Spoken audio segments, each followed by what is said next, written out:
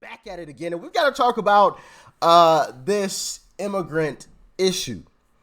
Like, share, comment, and hit that subscribe button if you are new. And let's dive in.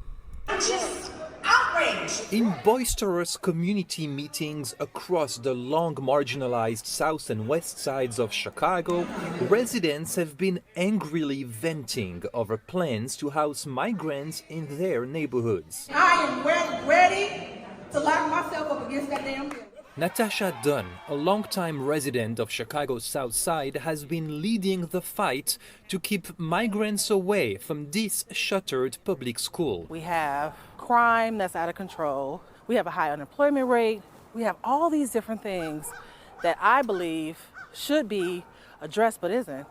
And now you're going to pile in a different group of people into our community. Yeah. You get what you vote for. You know, it's unfortunate, and I do feel bad for these individuals. But you also have to understand what you're voting for as well. And I've said this before, as black people, we have basically incentivized Democrats to never do anything for black people. I'll tell you why. It's quite obvious.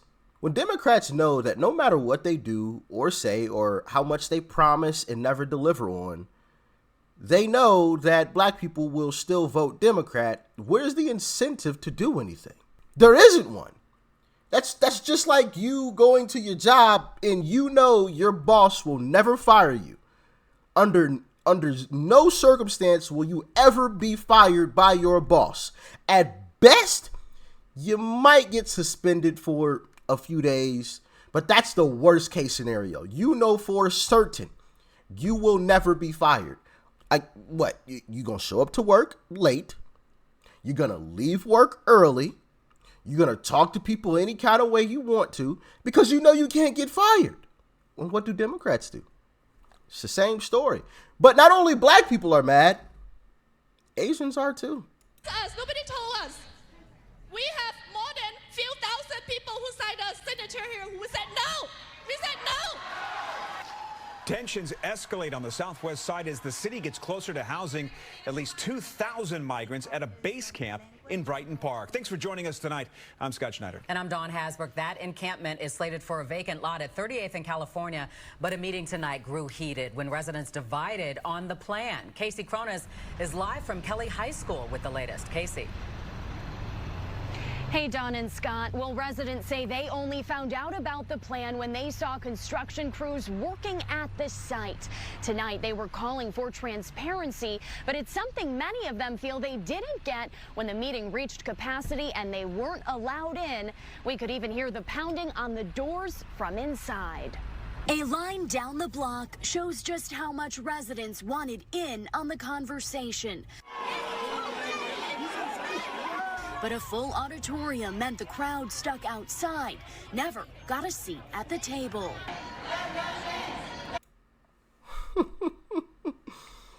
I mean, it's unfortunate, but hey. And you know, once again, part of me is happy that this is happening because now some people who were sleepwalking get woken up, right? And they get to see exactly what Republicans had been saying. Democrats do not care about you. Look what happened.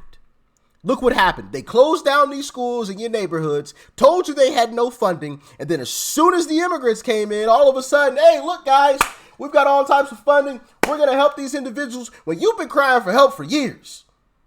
You've been crying out for help for many, many years. Been voted for these folks because they didn't promise you the world and they've delivered on absolutely nothing. You have gotten zero in return for your vote. You know what the immigrants got? Everything in a bag of chips. Now you see how they really feel about you. You know, so I do believe this is a good thing. And hey, once again, I'm going to extend an olive branch to our Democrat brothers and sisters. Come on over to our side. You'll be treated well. You'll be treated well. You'll be treated just like everybody else. Okay? Which is well, right? If you work hard and you do what you need to do, hey, the sky is the limit, right? But check this video out. Insanity, man. Insane. These are allegedly tents for migrants. You see that? Hold on. You see what that says right there? Well, it's a bit blurry now, but that's the Chicago Police Department. Chicago Police Department is what that building says right there. And look at all of this. Look at all of this.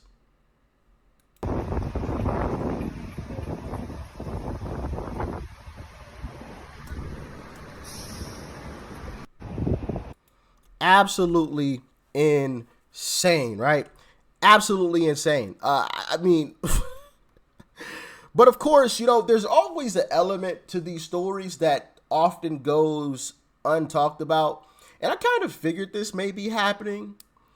But check out this story and y'all let me know what you think. Migrants arriving here in Chicago has raised lots of questions among city leaders about the growing costs. Tens of millions of dollars flowing to one out-of-state company. And now, after months of asking questions, NBC5 Investigates finally has the receipts. Here's Bennett Haberle.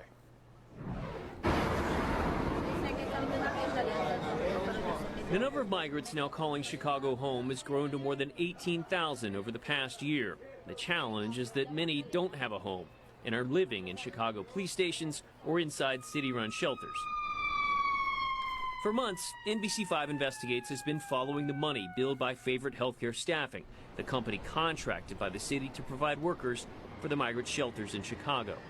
After denying our initial request for a year's worth of records, the city did provide us with 4 weeks of invoices from this spring, detailing payments to 400 Favorite staffing employees. We found that Favorite billed for 84 hours of work per week for most of their employees, and that those rates range from nearly $50 to $156 an hour for regular pay and $75 to $234 an hour for... Look at that pay. From $50 to $156 per hour for regular pay. Regular. This is just what you get paid when you show up to work. And if you work overtime, up to $234 an hour. Incredible. Incredible. Oftentimes, when you want to know the answer, follow the money. Follow the money. Overtime. Take, for example, employees assigned to housekeeping. Favorite billed the city for 4 weeks at a median pay rate of $17,000 for each of the housekeepers. At that rate, taxpayers could have potentially paid a median rate of more than $220,000 a year for each housekeeper supplied by Favorite.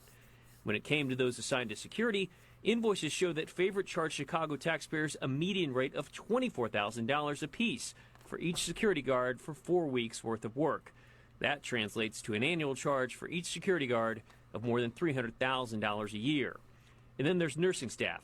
For one registered nurse at the shelters, Favorite billed Chicago a total of more than $64,000 for 4 weeks' work. At that rate, taxpayers could have potentially paid more than $800,000 for a single nurse. Should people in Chicago still be concerned about what we're paying for this?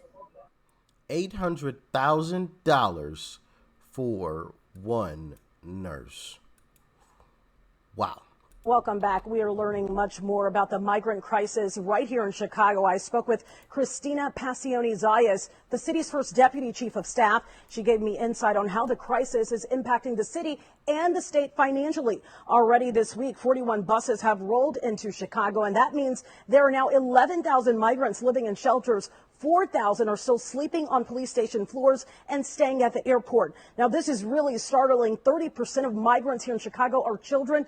Majority of them are attending Chicago public schools. Right now, the state is footing the bill for what they call temporary housing, apartments and homes that are rented out for migrants. The state is paying on the high end $9,000 in rental assistance over a 6-month period of time. With that comes help moving in and a starter kit to furnish the apartment. That rent lasts for 6 months, and ideally people would have started their legal process, secured legal work authorization, and then be able to sustain that apartment. And so the cost, or I guess the payment towards the landlord, is based on market rate. It's based on the configuration of the apartment, how many rooms, where it's located, all of those things. And so it kind of varies from place to place. We ran out of time, but I did reach out to the city to see how many asylum seekers are currently taking advantage of the rental assistance program. We haven't heard back from the city on that. The city put $4 million towards helping migrants get temporary housing. The state added $38 million to that. And right now, there are only 30 to 40 case management workers from Catholic Charities working to get thousands of migrants temporary housing. And I'm told there's a push to hire more. Scott? Did you catch that part that she mentioned there? They're trying to make them legal citizens. See the plan here? Make some money while staying in power. Make a little bit of cash while we stay in power. What a shame. 16th district. So full circle, we're coming back to migrants at the station. Yes. Hey, Rich. So, wow. he says, talk to him. ¿De dónde eres? Venezuela. Venezuela. Maracaibo? No, Caracas. ni Dios lo quiera, de Caracas. De Caracas. El niño enfermo. Un mes acá esperando el albergue. I just wanted to show you guys that quick clip. That is the police station that you saw in the earlier clip. The police department that you saw in the earlier clip. That's the inside of it. Yeah. Quite wild, huh? Quite wild. This stuff is absolutely insane. But, you know, so allegedly people are making buku bucks off of this situation. And, you know, the black people in these communities and the Asian folks are being taken advantage of. Because they have some problems, right? You got homeless people out on the streets, and then all of a sudden migrants come in, and all types of money is flowing everywhere. You got all types of resources. Everything is moving, flowing, and hey, let's get these migrants taken care of. But what about the people that you neglected back? Hey, all right, they've exposed themselves. So hopefully people in these situations understand and realize that you got to stop voting for these folks. Because otherwise, you're going to have situations like this and worse situations that are going to happen in the future. Okay? But yeah, I mean, on top of that, not only are they getting taken advantage of, but, you know, people are making buku bucks to the tune of allegedly $800,000 a year for one nurse. Ooh. Hey, if that's the case, I'm becoming a nurse tomorrow. Anybody with me? If they paying $800 and some thousand, yes, please sign me up. What do I need to sign? Okay, I'll be there in 2 hours. I'll be on the next flight wherever they paying. Okay, absolutely. But not only that. Okay, so you got being taken advantage of, you got the buku bucks, then you got legal status. Yep. We figured this all along that's what they were going to be pushing for, was for legal status, get these people the right to vote. And I would hope that because of where a lot of these individuals are from, they would understand that, hey, voting for these folks probably a horrible idea, but only time will tell. Only time will tell. My guess is that they're going to vote Democrat, because those are the people that have been, you know, trying to usher them in free of charge and have been giving them all types of money and everything else. So my question to you all is, how do we fix this? Because there's an option that I think not a lot of people are thinking about, and it's crazy. It is. And I don't think it would work. But do Republicans double down and say, oh, no, we're going to give even more money to them, you know, to try to win them over like Democrats do? Because Democrats, that's what Democrats do. They try to give people stuff. They try to win them over. Oh, yeah, here's something free, even though it's really not free. So do Republicans double down on that to try to win, because it's going to be hard to deport all of these individuals? What do you guys think? Let me know. That was just a thought that crossed my mind. Like, maybe they should double down. I don't know. And to